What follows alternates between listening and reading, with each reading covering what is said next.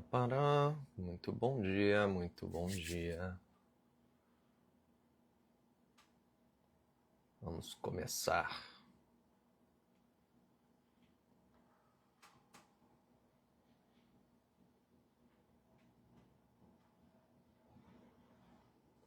Vamos começar mais uma live começando direito, segunda-feira.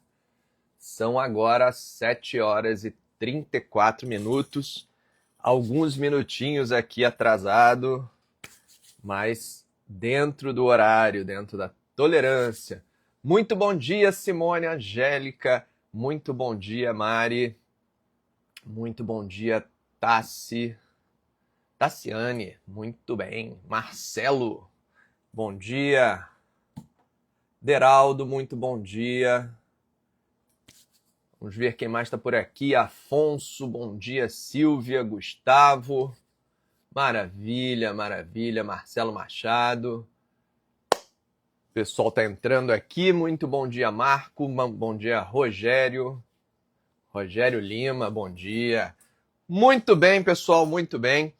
Nossa live de hoje, começando direito, é uma live sobre o informativo 836 do STJ, o último aí, informativo de 10 de dezembro de 2024. Eu vou começar trabalhando em cima do Estela, muito bom dia, Estela Paula. Vou começar trabalhando com um dos julgados que aparece selecionado no informativo 836 do STJ, que é um agravo em recurso especial, que eu coloquei fixado aqui no nosso comentário, é o 2291-621,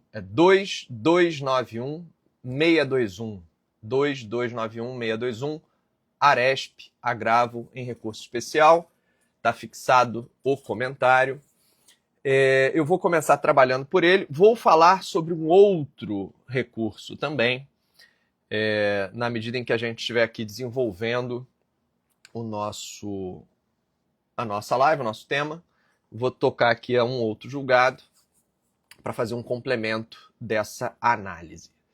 Então vamos lá, sem mais delongas. Nosso tema envolve a questão das dívidas, né, das questões das relações obrigacionais e a questão da herança, né, como é que essas coisas se entrelaçam, como é que elas se interrelacionam e até que ponto a herança recebida gerará para os herdeiros ou responderá por dívidas. E aí eu quero dar esse primeiro passo, separando duas situações distintas aqui. A gente organiza as nossas ideias, depois a gente vai para a análise efetiva do julgado, beleza? Bom, vamos lá. Regra geral. Regra geral. Quando eu assumo uma obrigação, quando eu assumo uma dívida, contraio uma dívida, salvo as situações em que seja estabelecida uma garantia especial, a regra geral está no artigo 391 do Código Civil. Então, quando eu assumo uma obrigação, regra geral, artigo 391. O que o 391 vai dizer? O 391 vai dizer que todos os bens do devedor, respondem pelas obrigações por ele contraídas. Todos os bens do devedor respondem pelas obrigações por ele contraídas. Todos os bens do devedor? Não. O artigo 836 do Código de Processo Civil vai dizer para a gente que há bens que são impenhoráveis. A gente vai ter leis especiais que vão estabelecer que há bens que são impenhoráveis. Há também as chamadas cláusulas de inalienabilidade e impenhorabilidade que fazem com que determinados bens não sejam atingidos por essas dívidas da pessoa. Então, primeira coisa é, quando eu assumo obrigações, são os meus bens, de um modo geral, exceto aqueles considerados por lei impenhoráveis, que vão ser afetados, atingidos por conta das minhas dívidas. Beleza. Tanto os meus bens no sentido positivo, patrimonial positivo, aquilo que eu tenho de direito, de crédito, de bens de minha propriedade, quanto as dívidas que eu possuo, integram um conjunto, uma universalidade chamada patrimônio. Então, o meu patrimônio tem, ao mesmo tempo, abrangido os bens e direitos, né, de conteúdo econômico que eu titularizo, como também as obrigações que eu já possuo. Então, ali dentro tem o meu patrimônio, dentro do meu patrimônio tem as relações de conteúdo positivo, aquelas que têm resultado positivo, e as relações de conteúdo negativo. Tá. Quando a pessoa falece, esse patrimônio ele é transmitido. Esse patrimônio, esse conjunto de bens, de direitos e também de dívidas, ele vai ser transmitido. Esse bloco patrimonial vira ali a herança, né, aquele patrimônio da pessoa em vida, a partir da sua morte, né, esse bloco, essa herança, é transmitida aos herdeiros e demais sucessores, conforme a maneira como essa pessoa em vida estabeleceu, né, se é que ela estabeleceu em vida alguma coisa, a maneira como ela definiu que esses bens deveriam ser, então, transferidos aos seus herdeiros e demais sucessores. Então, a herança, por ela ser composta de todas as relações jurídico-patrimoniais da pessoa falecida, ela pode ter um resultado final positivo quando os bens e direitos de conteúdo econômico superam as dívidas deixadas pela pessoa falecida, ou pode ser que essa herança ela tenha um resultado final negativo, quando as dívidas deixadas por essa pessoa superam o valor dos bens e direitos que ela deixou. E aí a gente fala que há uma herança negativa. Resultado negativo, né, no sentido patrimonial. Beleza. Aí a primeira pergunta que vem é: os herdeiros, né, que recebem esta herança, eles recebem essa herança apenas quando ela é positiva? Eles recebem apenas o que vem de bens e direitos de conteúdo econômico positivo? Ou também importa em atrair as obrigações, em trazer ali as dívidas? Então, somente os bens positivos ou também, né, as relações jurídicas de caráter econômico negativo virão atraídas por essa herança? E a resposta é tudo. Né? Se a herança é o conjunto de relações patrimoniais havidas por aquela pessoa falecida enquanto viva, tanto positivas quanto negativas, a herança, né, virá para os herdeiros no bloco. Né? Haverá ali um conjunto tanto de direitos de conteúdo positivo quanto de dívidas que será atraída para aquele inventário, para ser apurada naquele inventário. Beleza. Então, isso significa que pode ser que a posição do herdeiro herdar aquele acervo patrimonial seja vantajoso, porque vai atrair para ele bens e direitos de conteúdo positivo como resultado final. Pode ser que aquela herança não seja tão vantajosa na medida em que, eventualmente, aquele acervo patrimonial apurado, ele resulte em um resultado, né, gere ali um resultado negativo. E aí, para proteger os herdeiros em relação aos seus próprios bens pessoais que não vieram por meio de herança, o artigo 1792 do Código Civil, 1792 do Código Civil, diz o seguinte: o herdeiro não responde por encargos superiores às forças da herança. Incumbe-lhe, porém, a prova do excesso.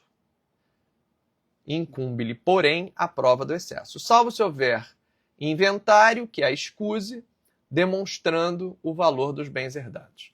Então, veja bem, esse herdeiro, ao aceitar a herança, sim, porque não é impositiva, a herança não é obrigatória, eu, como herdeiro, posso aceitar ou recusar a herança, mas uma vez que eu aceite a herança, eu vou receber o que há de positivo, mas também o que há de dívida, de encargo decorrente desse acervo patrimonial da pessoa falecida. Entretanto, a minha responsabilidade enquanto herdeiro pelas dívidas deixadas pelo falecido estará restrito às forças da herança. O que é essa história de força da herança? Esse é um ponto importante. Força da herança significa o tanto que o meu patrimônio enquanto herdeiro foi acrescido, quanto que ele cresceu como resultado dessa sucessão. Então, quanto que eu efetivamente recebi e acresceu ao meu patrimônio do patrimônio daquele que faleceu. Então, digamos que seja uma herança, né, que no total valia 10 milhões de reais. Então, a parte positiva, né, o acervo, o conjunto patrimonial positivo valia 10 milhões de reais. E que fossem 4 herdeiros. E que esses herdeiros tivessem direitos iguais sobre aquela herança. Então, cada herdeiro teria recebido 2 milhões e meio de acréscimo patrimonial. Então, eu tinha 10 milhões de herança, 4 herdeiros em partes iguais, cada herdeiro recebeu 2 milhões e meio. E esse conjunto, 2 milhões e meio, são as forças da herança. É aquilo que de positivo acresceu, né, ou tem potencial aí de acrescer, ao patrimônio do herdeiro. Beleza. Aí, digamos que as dívidas deixadas pela pessoa falecida sejam dívidas somadas de 6 milhões de reais. Então, nesse caso, cada herdeiro, como eles têm ali participações proporcionais, cada herdeiro tem 1,5 milhão de reais em dívida para suceder. Então, ele sucedeu em 2 milhões e meio em patrimônio positivo e ele também tem 1,5 milhão em dívidas do falecido para responder, da pessoa falecida. Então, como essa dívida cabe dentro das forças da herança, esse herdeiro vai ter que arcar com esse 1,5 milhão. Normalmente, o que acontece? A gente faz um inventário e aí dentro desse inventário a gente paga as dívidas ou já representa dentro do inventário o que é dívida e o que é patrimônio positivo, encontra-se o resultado final, o espólio já faz o acerto das dívidas e só o resultado final é de fato partilhado e aí cada herdeiro já recebe a sua fração líquida de dívidas. Mas às vezes não tem inventário ou às vezes a dívida não foi arrolada no momento do inventário e só foi apresentada pelo credor depois. O credor apareceu cobrando ou executando alguma dívida em relação àquela pessoa falecida, depois do inventário já ter sido concluído, e os herdeiros não sabiam, não tinham conhecimento, ou não apontaram, né, no inventário a existência daquela dívida, então eles receberam o patrimônio aparentemente líquido, só que não, porque havia ali, né, uma dívida ainda a ser sucedida. E aí, quando isso acontece, o inventário termina e há dívidas ainda pendentes, esse credor, né, não tendo mais o espólio para cobrar, então não existe mais a figura do espólio, porque o inventário foi concluído, pode ter sido por escritura pública, extrajudicial, pode ter sido por sentença, mas tendo finalizado o inventário, não tem mais o espólio, né, para resolver aquela situação, e aí a legislação brasileira prevê que essa dívida será direcionada aos herdeiros, na proporção do que cada um recebeu de herança. Como são 4 herdeiros no meu exemplo, cada um com parte igual, essa dívida que não foi resolvida dentro do inventário vai ser, então, direcionada a cada herdeiro na proporção do seu quinhão hereditário. Então, esse credor que está cobrando lá, digamos, 6 milhões de reais, ele vai direcionar 1,5 milhão de reais para cada herdeiro. E aí, a esse herdeiro, né, que recebeu a herança, caberá a ele satisfazer essa dívida, desde que o que ele recebeu de benefício dessa herança, a força da herança, comporte aquela dívida, desde que essa dívida não exceda as forças da herança. Se a dívida, porventura, exceder as forças da herança, naquilo que for o excesso, o herdeiro não estará obrigado a satisfazer. Aquilo que for o excesso, ele não estará obrigado a satisfazer. O que significa, então, que o herdeiro não terá, a priori, os seus bens pessoais, aquilo que ele adquiriu fora da herança, afetado por aqueles encargos, né, ou obrigações deixadas pelo falecido. Ponto. Beleza. Então, eu tenho aqui a proteção das forças da herança. Mas lembre-se que o artigo 1792 está dizendo que o ônus da prova de demonstrar que as forças da herança não são suficientes para dar conta daquela dívida são do herdeiro. Então, é o herdeiro quem vai ter que provar que os bens, que o patrimônio positivo que ele recebeu era inferior à dívida existente ao tempo da abertura da sucessão. Tá? Então, ele vai ter que demonstrar que no momento em que ele sucedeu, em que ele recebeu os bens e direitos daquela herança, que aquela dívida já era superior. E aí, não adianta dizer o seguinte, eu recebi esse bem, ele até valia mais do que o valor da dívida, mas agora, 3 anos depois, o bem desvalorizou ou aconteceu algum dano ao objeto e essa dívida subiu por conta de encargos de juros, moratórios, e aí agora o resultado dessa dívida é maior do que o resultado dos bens recebidos na herança. Porque no momento da abertura da sucessão, quando eu aceitei a herança e houve a partilha, os bens recebidos por mim superavam o valor da dívida. Se eu enrolei, se eu não inventariei as dívidas, se eu posterguei isso, enfim, se eu, herdeiro, acabei provocando uma mudança nessa balança, isso não vai me favorecer, hein? Tem que ficar bastante atento em relação a isso. As forças da herança é aquele conjunto patrimonial que eu recebi, que se no momento da sucessão ele era positivo em relação às dívidas, isso trouxe para mim a responsabilidade de arcar com aquela dívida por inteiro.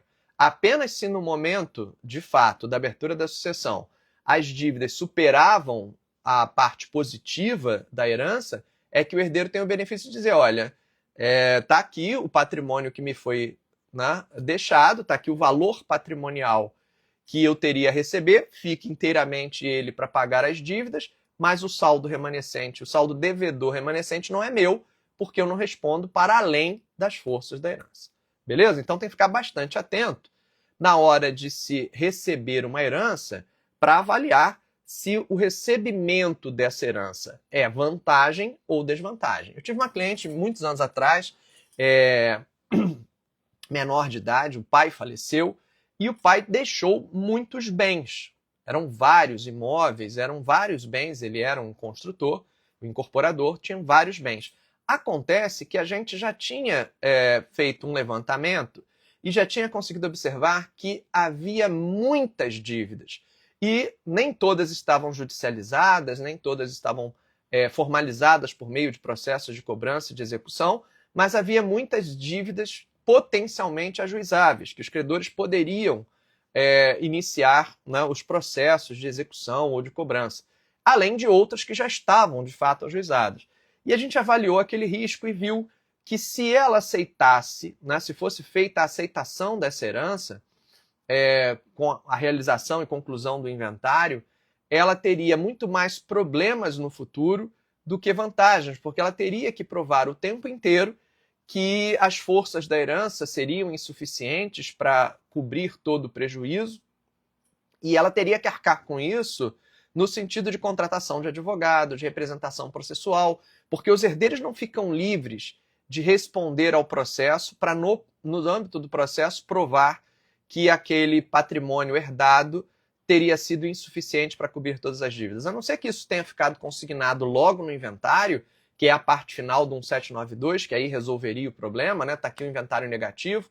A não ser que isso esteja logo, né, apurado num inventário negativo, é um ônus probatório que vai fazer com que esse herdeiro tenha que ficar se apresentando em cada processo para provar que, na verdade, não teria responsabilidade ou não teria mais responsabilidade sobre aquela dívida, porque o acervo patrimonial, as forças da herança, seriam insuficientes, né, e que elas já estariam ali disponíveis ou esgotados pelo conjunto de dívidas. Então, naquela análise, acabou-se tomando a decisão pela renúncia à herança. A renúncia à herança seria, então, o caminho, naquele caso concreto, mais acertado, porque faria com que ela não tivesse que produzir esse conjunto probatório, ela não tivesse que ter essa dúvida. E aí o que aconteceu é que os próprios credores, se encarregaram de abrir um inventário para promover, através de um inventariante nomeado, né, um inventariante judicial, promover ali a arrecadação dos bens e fazer o concurso de credores, o acerto entre os diversos credores. Às vezes a gente tem que fazer essa avaliação. Às vezes a ideia de que tem muitos bens pode levar a uma falsa impressão de que o resultado final será positivo, e pode ser que isso seja mais dor de cabeça do que efetivamente benefício. Tem que analisar cada caso concreto. Mas, sem mais delongas, vamos aqui à questão do agravo em recurso especial, que é esse do informativo 836, esse agravo cujo comentário está aqui fixado, o 2291621, que vai tratar da questão da responsabilidade dos herdeiros por dívidas deixadas pela pessoa falecida, né, e a extensão dessa responsabilidade. Mas me diz aí, alguém aqui já teve alguma situação de inventário negativo, de inventário que tinha mais dívidas do que resultado positivo a apurar? Já precisou fazer alguma medida ou de realização de inventário negativo ou responder em nome de herdeiro para provar nos autos de processo que as forças da herança seriam insuficientes para honrar aquele compromisso, ou ter que fazer uma renúncia à herança, né, para evitar justamente essa dor de cabeça? Alguém já teve esse tipo de problema a enfrentar, né, ou auxiliar, assessorar?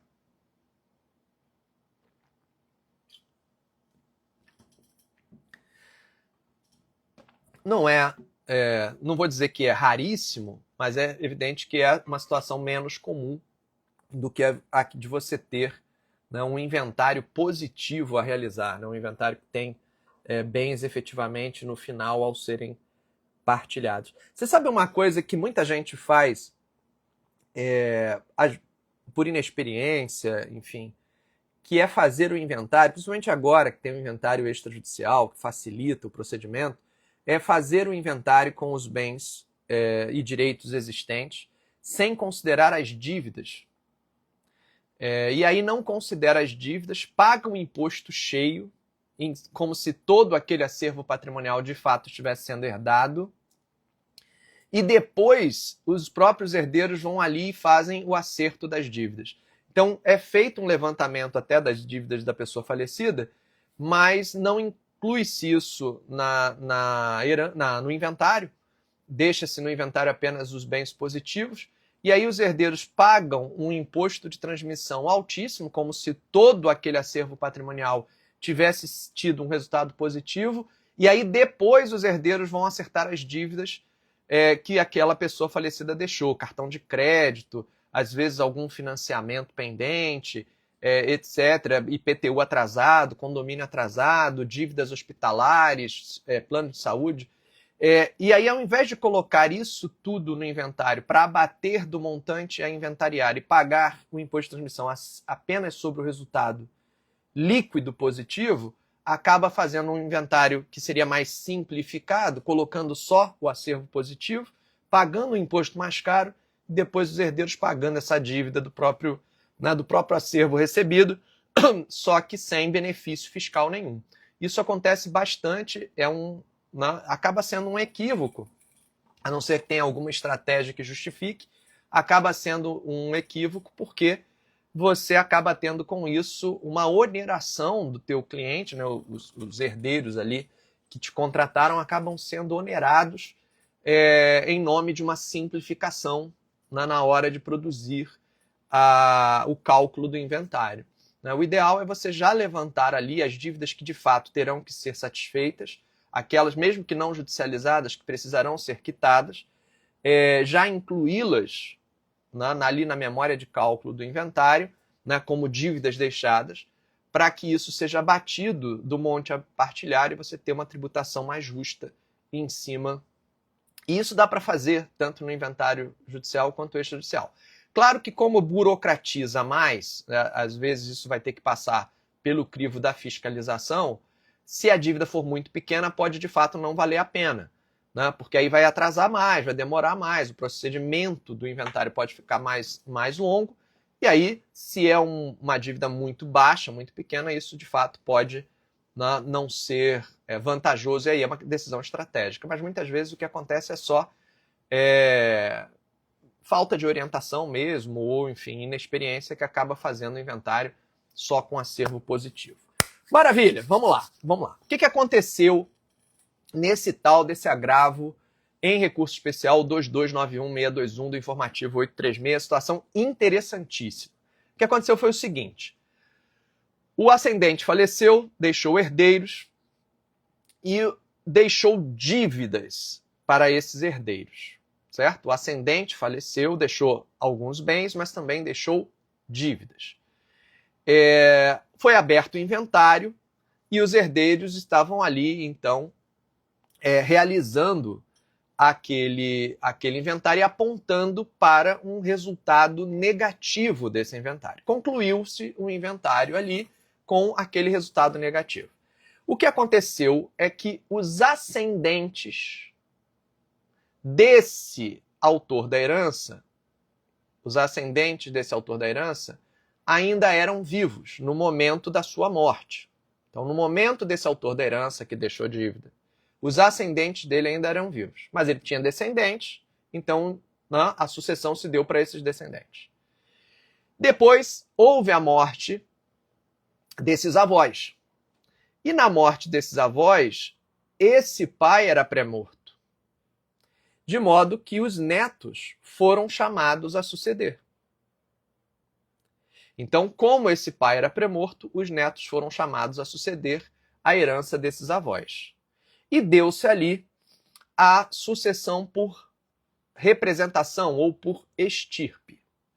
Havia, portanto, filhos vivos e filho pré-morto naquela sucessão do ascendente, e do pré-morto, os netos foram chamados a suceder por representação ou por estirpe. O que é isso?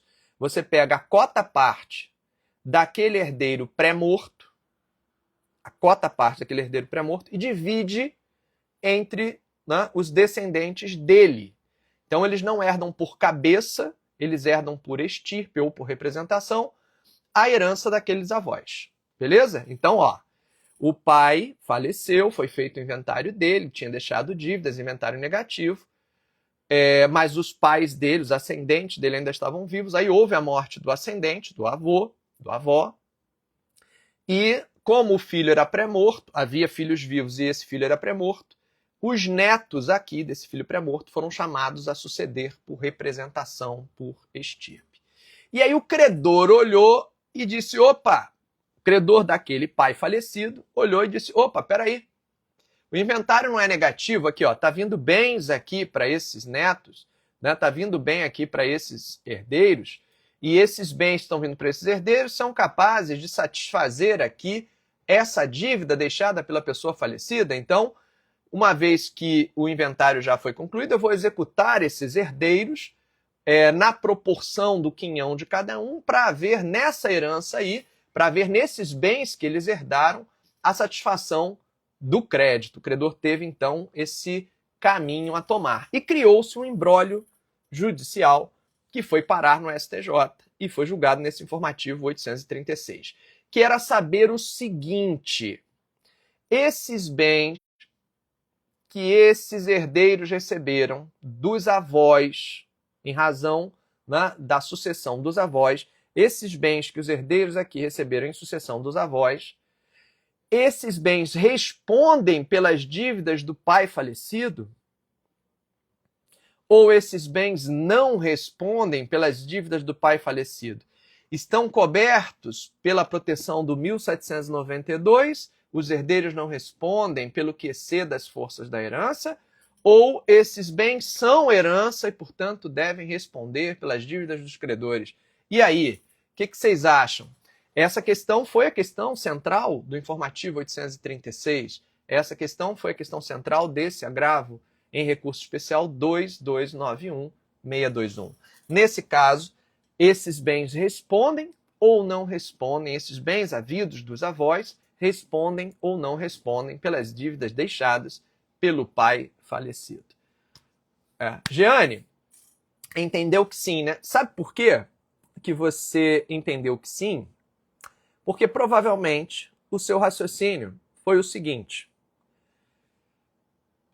a herança vem dos avós, passa pelo pai e então vai para os netos. Provavelmente o seu entendimento é: a herança vem dos avós, passa pelo pai, pelos pais ali, naquele pai, ou mãe, enfim, e vai para os netos, certo? E aí eles responderiam na proporção dos seus quinhões para a satisfação daquela dívida e, obviamente, até as forças da herança. Acontece, Jeane, que o ponto é exatamente esse. Ele não era vivo ao tempo da morte dos avós. E esse era o grande ponto da questão. Né, Eliane? Ele era pré-morto. Certo? Ele já era pré-falecido, né, Carolina? Ele já estava falecido. Então, na medida em que esse pai já estava morto quando da morte dos avós, a herança não passou por ele para depois ir para os herdeiros. Aqui, a ordem dos fatores faz toda a diferença. Se os avós morrem antes do pai falecer, e mesmo que sem inventário concluído, os avós morrem, depois o pai morre e o inventário está em aberto. Aí, a morte primeiro dos avós para depois do pai vai fazer com que esse inventário passe um pelo do outro. Né? O dos avós para o pai e do pai para os netos. Né? Só que nesse caso, não. Os avós falecem depois do pai falecido. Então, os netos herdam por representação, porém, eles herdam como direito próprio. Não é por cabeça, sob o ponto de vista da forma como vai ser dividida a herança dos avós, mas é direito próprio. Não há ali dois impostos de transmissão, não há ali, né, um inventário dentro do outro. O inventário dos avós favorece esses netos diretamente. Então, a dívida do pai falecido não alcança os bens que esses netos receberam diretamente dos avós por direito próprio. A pegadinha é que ao se usar a expressão que ele herda por representação, parece que eu estou recebendo em nome de. Né? Eu estou recebendo em nome do meu pai, então passa por ele para depois vir para mim. Só que não. O que o STJ esclareceu é que, nesse caso, é direito próprio dos herdeiros. E por ser direito próprio dos herdeiros, esses bens são deles particulares e eles não respondem pelas dívidas deixadas pelo pai, que era pré-morto, que era falecido antes dos avós. Então, não cabia ali aos credores o direito a haver sobre a herança recebida por esses netos dos avós qualquer tipo de satisfação do crédito deixado pelo pai falecido. Se a morte tivesse sido em ordem inversa, os avós morreram, não se chegou a fazer inventário, o pai morreu, e aí eu tenho que fazer um inventário, né, dentro do outro. Né, o pai teria recebido, né, a herança dos avós e então transmitido aos netos. Se a ordem de morte tivesse sido avós primeiro, pais depois, aí sim as forças da herança abrangeriam aqueles bens dos avós. Mas como nesse caso a ordem de morte foi invertida, isso muda completamente o cenário. Tá? Isso aí, Jeane, é saber como é que seria a foto no velório. Né? Como é que seria a foto no velório? Se todos os familiares comparecessem ao velório da pessoa falecida, quem estaria lá? Os que estão na foto herdam, né? Os que não estão na foto porque já morreram, não herdam. Ainda que possa haver ali um direito de representação, esse direito de representação é exercido em nome próprio. Ele não é uma sucessão da sucessão, eu não tenho duas sucessões ali.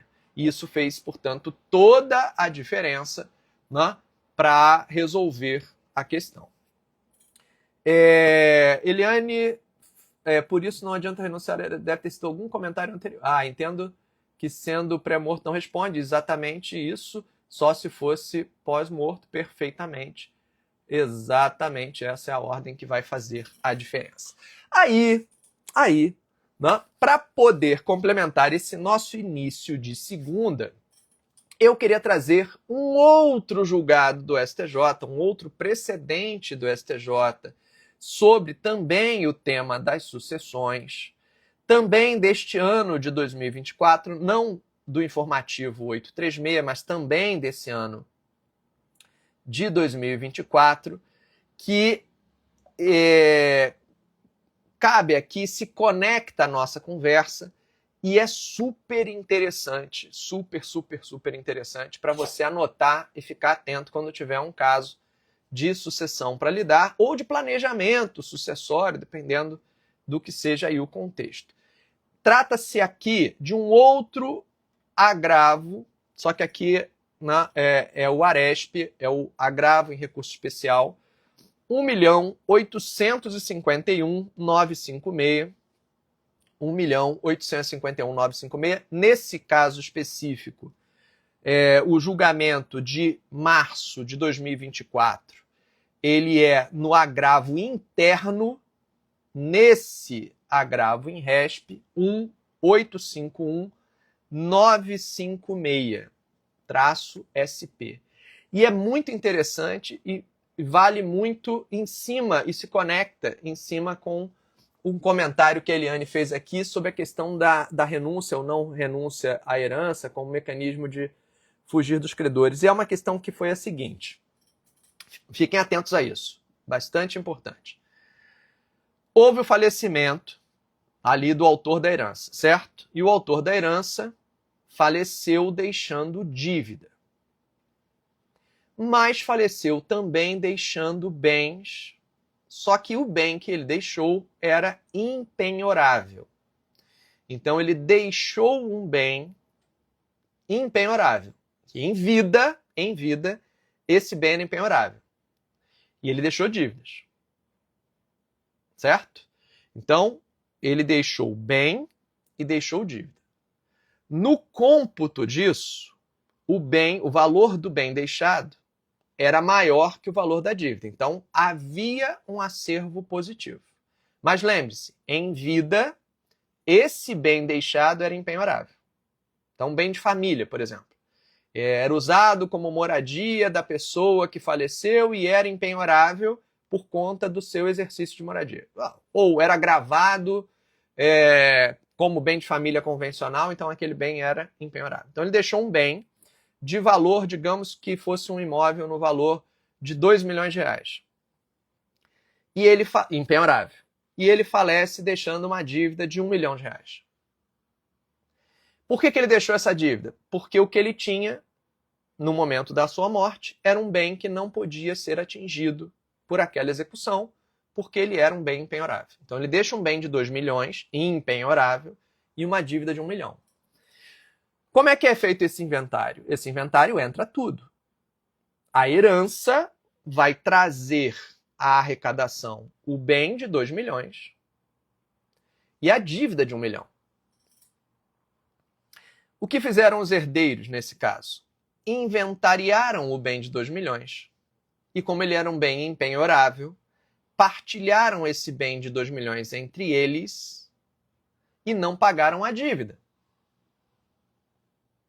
Como ele era um bem impenhorável, eles entenderam, então, que eles podiam suceder naquele bem de 2 milhões sem responder pela dívida de 1 milhão. Afinal de contas, aquele que faleceu tinha a proteção da impenhorabilidade nesse patrimônio e não pagou aquela dívida e aquele bem não respondeu por aquela dívida, então tá tudo certo, né? Qual foi a pegadinha aqui que esses herdeiros acabaram descobrindo a duras penas? A pegadinha, presta atenção, é que a proteção que o 1792 confere aos herdeiros de não responderem além das forças da herança não significa que a proteção conferida só permite que sejam atingidos bens herdados. Eu vou repetir. A questão de que os herdeiros têm como proteção não responderem para além das forças da herança não significa que os herdeiros só possam responder com os bens da herança. São duas coisas diferentes.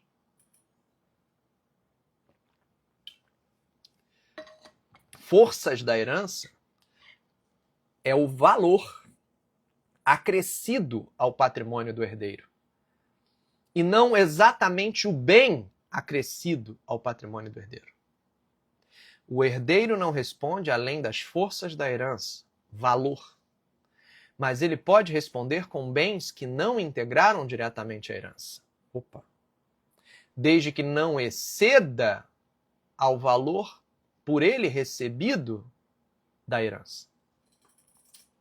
Quando eu resolvo isso dentro do inventário e antes da partilha, é um pouco mais fácil, porque o espólio é quem vai dar conta de pagar as dívidas com o próprio acervo arrecadado antes de partilhar. Mas depois da partilha, cada herdeiro responde de per si, pessoalmente, na proporção do seu quinhão hereditário e até as forças da herança. Mas lembre-se que forças da herança é valor e não um bem específico. Não é com o bem herdado, é com o valor patrimonial acrescido.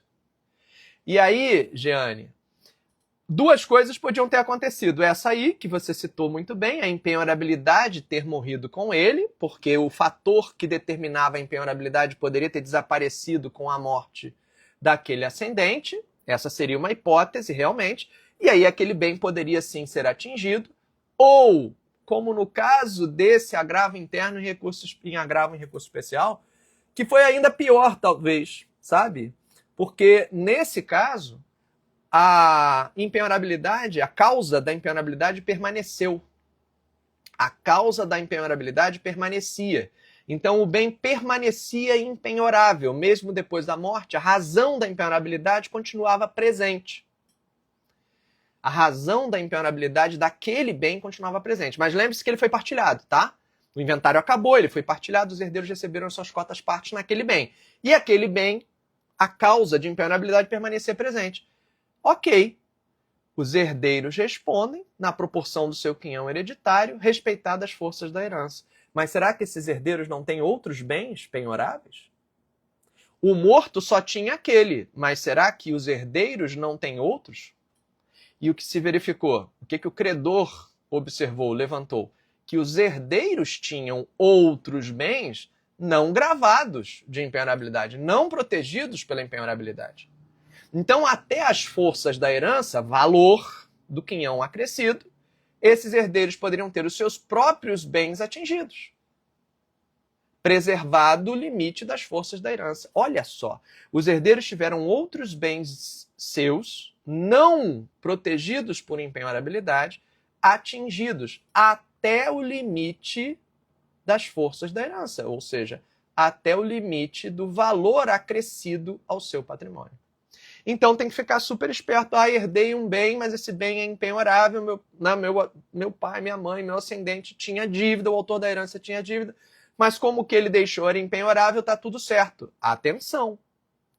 O valor econômico que você herdou será responsável pelas dívidas deixadas na proporção do quinhão.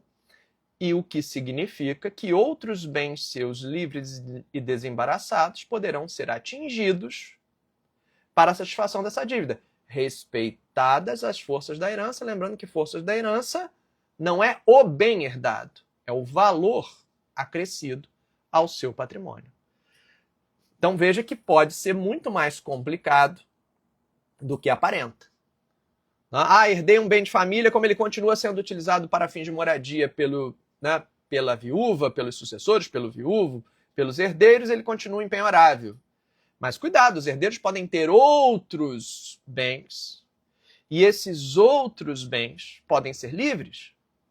E acreditar que as forças da herança significa só responder com os bens da própria herança Não serve, só serve durante o inventário, que aí durante o inventário é resolvido dentro do acervo patrimonial ali, né, apurado pelo espólio, mas depois da partilha, cada herdeiro responde de per si e vai responder até o limite de valor herdado, mas não exatamente nos bens herdados, até porque eu poderia ter vendido um bem, adquirido outro, transformado aquele patrimônio herdado em outros tipos de bens e, evidente, ou me desfeito daquele bem, enfim, e isso não impediria que os credores perseguissem proporcionalmente o crédito não apurado durante o inventário. Mari, é Maris ou Mari? Bom, tá aqui, eu acho que é Maris, né? Maris. O número desse segundo julgado é grande, tá? É agravo interno, no agravo em RESP, 1.851.956 São Paulo. Agravo interno no agravo em RESP, 1.851.956 São Paulo. Beleza? Então, vimos o seguinte. A herança pode responder, né, pode atrair responsabilidade por dívidas? Sim. A herança inclui não apenas o acervo positivo, mas também o negativo. Durante o inventário, apura-se o positivo e o negativo e a responsabilidade por saldar aquelas dívidas é do espólio, fazendo-se a partilha no saldo remanescente. Se o saldo for negativo, não é preciso partilhar, na medida em que os herdeiros não respondem para além das forças da herança. Se o resultado for positivo, então se partilha o resultado positivo. Feita a partilha, se alguma dívida ficou de fora, não foi apurada durante o inventário, o credor tem o direito de receber do próprio herdeiro, na proporção dos quinhões hereditários, e respeitada a força da herança. Força da herança, todavia, não é o bem recebido por herança, mas o valor econômico acrescido ao patrimônio do herdeiro, de modo que na execução pelo credor, outros bens podem vir a ser preferencialmente penhorados, não necessariamente aquele que você herdou. E, atenção, havendo no curso dessa confusão toda, no curso dessa sucessão, uma outra sucessão por representação, né? Os herdeiros daquele pai falecido acabam se tornando herdeiros dos avós que depois faleceram, então eles herdam por representação uma nova sucessão. Esses bens recebidos dos avós por direito próprio são bens próprios dos herdeiros e, portanto, não respondem pelas dívidas do pai falecido, né? A não ser que as forças da herança do pai sejam capazes de gerar aí essa responsabilidade, né? Lembrando que se o pai deixou um inventário negativo, mas os avós falecidos depois deixaram um inventário positivo, o direito de representação, por ser um direito próprio dos netos, estará protegido, né, desse inventário negativo do pai pré-morto. São pontos bastante interessantes para a gente tomar decisões estratégicas em casos de sucessão. Tanto em casos de planejamento de sucessão, porque pode ser alguém que tem ali um risco potencial de muitas dívidas ou que já tem dívidas no radar, seja numa sucessão que já foi aberta, né, que já houve o óbito, e você tem ali que orientar sobre os possíveis melhores caminhos a seguir. Caroline, qual o prazo do credor nesse caso de já ter havido a partilha? Caroline, o prazo do credor é o prazo prescricional do tipo de crédito que ele titulariza, tá? Então, de acordo com o crédito que ele titularize, esse é o prazo que ele tem para poder haver dos sucessores. A prescrição, ela passa aos sucessores. Então, o prazo que se inicia, né, o prazo prescricional iniciado contra o devedor original continua a correr normalmente em relação aos seus sucessores. Não, o fato dele ter morrido não opera uma interrupção automática do prazo e a contagem de um novo prazo não, tá? Então eu considero lá a data do vencimento da obrigação, quando ela se tornou exigível, qual é o tipo de crédito e conta o prazo prescricional. Vamos dar um exemplo aqui, vamos dizer que fosse aluguel. Né? Então, o sujeito deixou dívida locatícia em aberto. A prescrição de aluguéis é de 3 anos, contado do vencimento de cada aluguel. Então, 3 anos para cada prestação, mês a mês. A pessoa faleceu, não pagou aquela dívida locatícia, os herdeiros, nas forças da herança, teriam que se responsabilizar por esse débito de aluguel. Foi feito o inventário, aquilo não foi arrolado, o inventário foi concluído, os herdeiros receberam quinhões positivos e aquele credor, aquele locador, agora quer cobrar desses herdeiros na proporção dos seus quinhões. O que eu vou ter que olhar? Da data em que ele vai perseguir esse crédito contra os herdeiros, 3 anos para trás. Se já tiver prescrito, ele não vai poder receber desses herdeiros, tá? Então, o prazo prescricional iniciado contra o devedor originário continua a correr normalmente em relação aos seus herdeiros e demais sucessores. Não se opera aqui nenhum tipo de interrupção automática para começar a contar tudo de novo. Não é do final do inventário que esses herdeiros vão ter um prazo, né, novo para poder cobrar desses herdeiros, não. Esses credores, eles têm que considerar a data do vencimento, a data em que aquela dívida se tornou exigível e o prazo prescricional originário. É esse que vai delimitar aí esse prazo que esse credor vai ter para exigir. Pode ser que esse credor tenha adotado alguma medida interruptiva própria, né, de protesto, por exemplo. Pode ser que tivesse ali alguma questão, ou a ação foi ajuizada inicialmente contra a pessoa falecida, houve um cítice ou uma citação válida que possa ter sido uma causa interruptiva, mas aí são peculiaridades. A regra geral é, se o credor ainda não fez nada, eu vou considerar a data originária de vencimento, a data inicial de exigibilidade, e se já transcorreu ou não transcorreu o prazo contado desde lá de trás, quando a pessoa ainda estava viva, prosseguindo a contagem normalmente em relação aos seus sucessores. Maravilha? Beleza. Fechando aqui, então, a nossa live de segunda-feira, começando direito. Me contem aí alguma novidade, alguma coisa que eu trouxe aqui, acendeu luzinha aí na cabeça de vocês, trouxe ponto de atenção, eram pontos que vocês já consideravam como ponto de atenção em questões sucessórias, seja por parte dos credores, seja por parte dos herdeiros, né?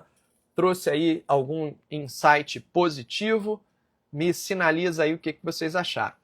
Outra coisa, eu fiz uma enquete, né, neste final de semana, eu fiz uma enquete sobre a live de quarta-feira, né, porque estava dando muita confusão, eu tive uma sequência de dificuldades em realizar a live de quarta-feira às 19 horas. Acaba sendo um horário que se tumultuado pelo dia, se o dia é um dia mais tranquilo, se tem um julgamento, se tem uma questão do nosso dia a dia da advocacia, acabava atropelando a live e atrapalhando a regularidade da nossa live. Então eu propus ali, fiz uma enquete para mudar o nosso horário de live e propus 2 alternativas, né? Opa! Maravilha, Amélio. Muito bom. Então, que bom que deu aqui para contribuir um pouco aí para o esclarecimento de vocês, para colocar questões importantes no radar. Então, a nossa live de quartas-feiras, né, que era inicialmente às 19 horas, ela vai mudar de horário. Né? A live de quartas-feiras às 19 horas, pela nossa enquete, passará a ser às 7h30 da manhã. Né? Então, passará a ser às 7h30 da manhã e não mais... Opa, teve uma interrupção de energia aqui agora. E aí a minha internet caiu. Vamos lá, voltou. Houve uma falta de luz rápida aqui, ainda bem que foi rápido. Então, para fechar, antes que eventualmente falte a luz de novo, então a nossa live consultoria.com, aquela que você traz a dúvida, né, e a gente debate, ela está saindo das quartas-feiras às 19 horas para as quartas-feiras, porém às 7h30 foi o horário preferido da maioria na nossa enquete, mas não começa nessa... Opa! Gente, eu vou ter que encerrar porque a interrupção de energia aqui está atrapalhando esse final de live. Eu vi que o Rafael aqui levantou uma questão que eu... Né, mas tá oscilando muito aqui o meu o meu sinal por conta da energia. O Wi-Fi está indo embora toda hora. Já piscou a luz umas 3 vezes aqui. Então, só para dar o recado que esta quarta-feira próxima, ainda não será no horário novo das manhãs. Esta quarta-feira próxima ainda será no horário das 19 horas. Né? Então, para encerrar esse ciclo das 19 horas, esta próxima quarta-feira ainda será às 19 horas. E aí, na próxima, aí já em 2025, passando aí as festividades de Natal e Ano Novo, aí o consultoria.com começa em 2025 nas nossas manhãs, igual aqui o Começando Direito. Tá certo, gente? Eu vou encerrar aqui porque a luz já piscou várias vezes, meu Wi-Fi tá indo embora e eu vou acabar não conseguindo me despedir adequadamente de vocês. Foi um prazer estar com vocês Começando Direito. Espero que a live de hoje seja muito útil. Assistam de novo, ela vai ficar disponível ainda lá no meu feed. Assistam de novo para poder fazer ali as notas direitinho. Muita coisa estratégica que vocês têm aí para considerar no momento que forem orientar a tomada de decisão numa sucessão. Maravilha? Forte abraço, um grande beijo e vamos que a nossa semana está só começando. Abraço.